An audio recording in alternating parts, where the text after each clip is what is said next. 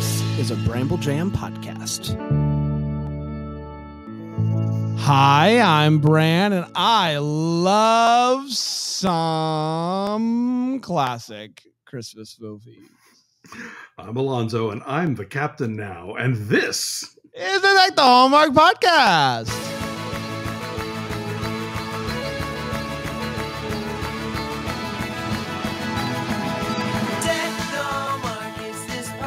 Wow. We're back, everybody. Happy Monday. It is week 20, Alonzo. Week 20 of the 25 weeks of Christmas, which means it's just almost all done. Time keeps on slipping into the future, as they say. You said it, buddy. You said it exactly the way that I would have. That's exactly right. How are you doing?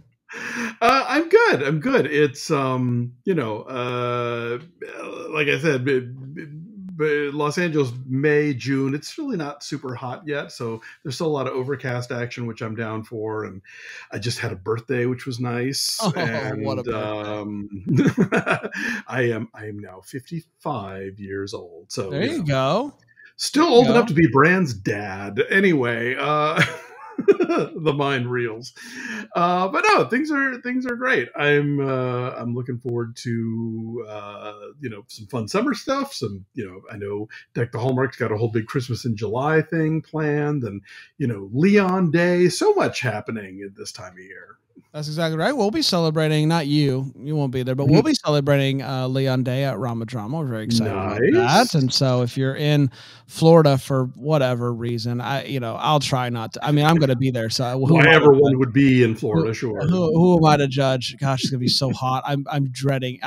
You know what I also just found out, and this isn't going to matter to you or really to most people, but as I'm sure you know, my Orlando Magic got the #1 pick in the draft, which was huge news, just biggest news. You know when that draft is? Right during Rama Drama. No, Bran. So if I go missing for like 10 minutes, I'm definitely not in the bathroom watching the draft. Look, somewhere at Rama Drama there is going to be like a huddle of like husbands who had to accompany their significant others to this thing, and they will no doubt be watching the NBA draft. So I don't know, man. That's really sweet. That's really like nice thinking, but I don't think that's going to be happening. But we'll see. If it's anything like the crew at Christmas Con, that's true. They can all drive themselves. Yeah. And then we got Christmas Con California coming up, which is I'm sure exciting for those out there. Are you gonna try to venture up? I've sort of let the organizers know, hey, I'm here. You don't have to put me in a hotel or whatever. Like if you want me to participate in any way, I'm happy to do it. Maybe I'll just show up and wander the floor with copies of, I'll Be Home for Christmas movies. Handing them out. Get your paper. Your paper. I'm selling them at cover price. I'm not handing anything out. You are. It'll be a quarter, and by a quarter, I mean $25. Thank you very much. A quarter of $1,000,000. A quarter. It'll be a quarter of $100.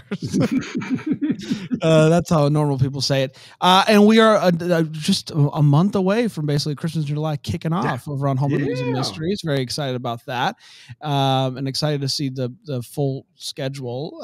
As of recording this, schedule's not out, and we don't know if there's going to be an original or new one, but we'll see.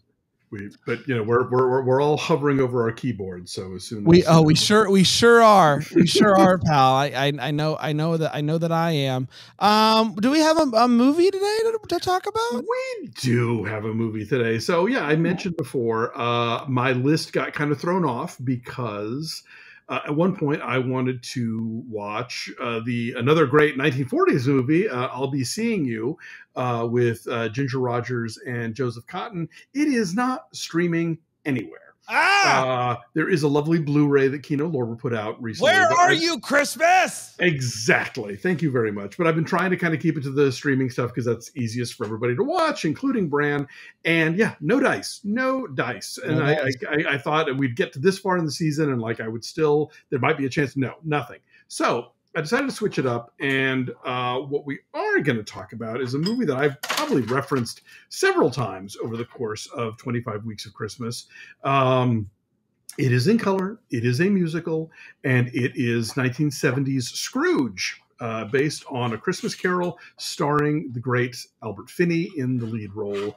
And this is a movie that comes at the end of the 1960s sort of mega musical moment, like after Mary Poppins and the Sound of Music became. This is the musical one. This is the musical one. Yes. Yes. After Mary Poppins and the Sound of Music became big hits, all the studios decided to start churning out these big, road show. There's an intermission musicals, and most of them tanked, unfortunately. Okay. But as it turns out, Scrooge, did pretty well and has endured as a classic, and it pops up a lot around the holidays. It recently, turned 50, and they made it available on digital for the first time. But there's a Blu-ray, there's a whole thing, and it's written by Leslie Bricusse. He did all the songs, and Leslie Bricusse is probably most famous. He and Anthony Newley were songwriting partners in the 60s. They were very successful. Their shows include Stop the World, I Want to Get Off, and The Roar of the Grease Paint, The Smell of the Crowd, and Willy Wonka and the Chocolate Factory. So this is Bricusse on his own, and I think the songs are really terrific. I think Finney is great. As we'll discuss, he's one of the few actors in one of these movies to play young Scrooge and old Scrooge, which I think makes a big difference. The ghosts are played by the likes of Alec Guinness and Dame Edith Evans. It's just a delight. And I can honestly say, while very often with movies we talk about, oh, I saw it when I was 6 and it's just been my favorite forever. I never saw this movie until I was in my 30s. Okay. My husband showed me this movie for the first time, and I was just like, I love this. So, I'm great. Yes, I'm great, he says from the sidelines. So accurate. Yeah. I am thrilled to share it with you. I think you're really going to enjoy it. It is currently streaming for free on something called Plex. But it's also rentable at Amazon and iTunes and all the places. So great. Is it like, are the songs like decrease the surplus population? Is it kind of like that? No, thankfully. Okay. I will say this. I pretty much never like Tiny Tim in any version of A Christmas Carol. And this one gets his own song, and it's usually the part where I go up and make a sandwich. Is he like, where are you, Queen? Kind of. But I'll let you be the judge of that one. I'll be making a sandwich while you watch that. Yeah, Scrooge. God bless us, everyone. From Ronald Neame, the director of the Poseidon Adventure. Wow, I'm very excited about this. I'm happy to watch it. I'm happy to find out whatever Plex is, and always down to use something new. Sure. And let's take a quick break. I'll go watch it right in the middle of this break. Yeah. No worries, everybody. And then we're going to come right back, and we'll break this movie down here on Deck the Hallmark.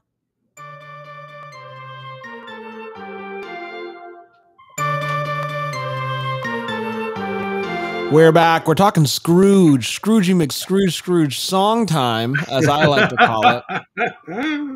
Very excited to talk about it.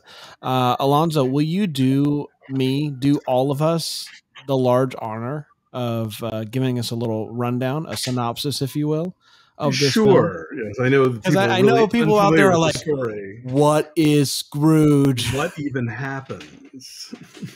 Yes. So hang on, let me get. I have a date here. Scrooge opened on December 17th, 1971, and it went a little something like this. Ebenezer Scrooge, he's miserly and terrible and mean to his poor employee, Bob Cratchit, and to his nephew, Fred. And it's 7 years since his partner, Jacob Marley, died. Well, Jacob Marley's ghost appears to him that night after Scrooge has gone around the neighborhood shaking up everybody for the money they owe him and charging them more interest if they want more time to pay him back. Marley lets him know that he is on a collision course with the HE double hockey sticks if he doesn't get his act together. And he's going to send some ghosts his way to teach him a lesson or two. So that night, Scrooge is visited by the ghosts of Christmas past, present, and future. He sees what his life could have been, himself young and in love, played by the same actor, which is very cool. He sees the Cratchits and Fred having a wonderful Christmas time. He sees the future where, Tiny Tim will not be there, and he will be in a very, very cold room working for the devil. Scrooge learns his lesson, spends the last 20 minutes reprising every single song that has appeared in the movie up till then, and is a changed man forever and buys the biggest dang turkey you ever saw in your life. And that, my friends, was Scrooge. Scrooge it was indeed, my friend. An excellent job, if I do say so, and I do say so. Let's talk about it. This is the second Christmas Carol themed movie we have done, but only one of them had songs. So let's talk about it. Alonzo, I'll let you go first. You've mentioned that you love this one and all that good stuff, but give me a little extra juice. Sure. Well, again, this was, unlike I think a lot of times where, our Christmas favorites are the things that we grew up on, which I certainly have those myself. I was shown this movie for the first time in my 30s by my husband, who actually, he used to teach at a school in Fort Worth that was all people who had arrived from other countries speaking other languages. So they would do an entire year at this school that was all English as a second language. And then they would sort of go into whatever their neighborhood, Fort Worth schools were. And when he would get to the section on holidays, this is the movie that he would show them to sort of explain Christmas and what Christmas looks like and what Christmas traditions are, that kind of thing. And so he showed it to me, and I immediately was crazy about it. And it turns out part of the reason that I was so crazy about it is that it is the script and the songs are all written by Leslie Bricusse, and that name might not mean anything to you, but Leslie Bricusse and Anthony Newley did all the songs for Willy Wonka and the Chocolate Factory. They did the original Dr. Dolittle musical and Stop the World, I Want to Get Off. They did a lot of songs that Sammy Davis Jr. covered, including at least one song from Scrooge. And anyway, so I think it's a really great adaptation, both as a musical, which I'm a fan of, and also as a Christmas Carol adaptation. I think it does a lot right that maybe not necessarily every adaptation does. The performances are terrific. I've said a million times, Albert Finney playing old Scrooge and young Scrooge makes a huge difference. Almost nobody else does that, and it really, I think, adds something to the characterization. And I think the songs are terrific, and the end is really joyous. Here's a story you'll find funny. Years ago, like about 20 years ago or so, Dave and I went to a screening of Scrooge in Los Angeles, and the director was still alive and did a Q&A at the end of it. And somebody asked him, like, if when you go back and look at this film now, like, are there any changes that you would make? And he said, well, I might trim up that last 20 minutes or so. It's kind of a lot. And people in the audience are going, no, like, don't you touch it. Because one of the things that movies does so well is that very often in these Christmas Carol adaptations, Scrooge's transition from like miser to, big, full of love, loves Christmas guy happens real fast, and you barely get to savor it, and then it's over. We're all going home. You get so much of it in this movie, and there's like handbell choirs and people dancing in the street, and toy buying, and like I said, all the songs get reprised. It is this just explosion of Christmas joy, and that's one of the things that I think that makes the movie so great. I agree, Alonzo. Oh, yes. Boy, it was good. It was good. It was real good. It's a Christmas Carol. We've all seen it. We all know it. Sure. We've all lived it at this point. But gee golly, every once in a while, you see a version, you're like, well, it's better than it was. Like it somehow makes like it just. There's something about this story that you can still like build upon and do cool things with, and this is a perfect, not recommendation, a perfect adaptation of like. I just think it's so good, and the music was so good, and I agree. I think you could trim up really any of the other part of the movie aside from the last 20 minutes. Don't touch it. Don't touch it. So yeah, I really liked it. I thank you for allowing me to watch it, Alonzo. You're a good man. It's tough. I think I'm trying to think like, would this be something that I would watch every year? Mm-hmm. And there's not a Christmas Carol that I watch every year. It's just like, I think it's one of those stories that it's like at this point. It's like, yeah, all right, whatever. It's Like it's in your DNA. yeah, I don't need to watch it every year. I don't need to watch it every year. I could see working this one into maybe not an every year rotation, but maybe a every other year rotation or something like that. Because Absolutely. as far as Christmas carols go, this one at least feels like there's a lot of life to it, you know. And Yeah. I liked Finney as well. I thought he was fantastic. So Yeah. great job all around. This movie's coming at an interesting point in history because you know, in the 60s, early on, you had like Mary Poppins and then The Sound of Music making huge bank. And so all of these studios, all the major Hollywood studios sunk untold amounts of money into making their own big musicals, almost all of which failed. You know, you're like Star and Camelot and, you know, Finian's Rainbow, like these I'll big take sort your of word for all three of those that yeah, I definitely exactly. have not heard They of. they have not lingered in the consciousness, you know. But like these are like big, expensive productions that like would go out with an intermission, and you know you would buy your tickets months in advance, what they call the roadshow release. And this movie specifically is coming on the heels of Oliver, which was a big hit and won Best Picture in 1968, beating out 2001: A Space Odyssey, among other things. And so that movie sort of provides a direct template to this one in terms of like, oh, it's a Dickens adaptation, but we're going to fill the streets of Victorian London with like dancing, you know, chimney sweeps or whatever. And it works, I think. This is one of the best looking adaptations I've ever seen in terms of like, sometimes you feel like they've made all of London like one block.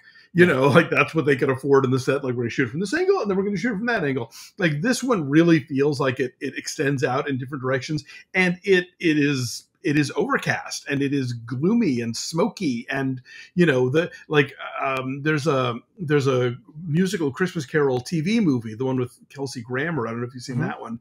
It's so bright. Like it's like Victorian London, but in Malibu. Like there's so much light all the time. You're like, this is the Industrial Revolution. It shouldn't look like this. This movie feels like it's what it's supposed to look like, but it's not a big bummer to have it look that way. It just gives it, you know, some character and some you know a sense of place. But then you also get like those flashback scenes where you know he and his you know Isabel are like, you know, riding in carriages and doing archery, and it's very gorgeous and outdoors, and Finney's all like young and hot and wearing a top hat and looking super sexy. Yeah, I just think this movie scores across the board. Again, I could live without the Tiny Tim song.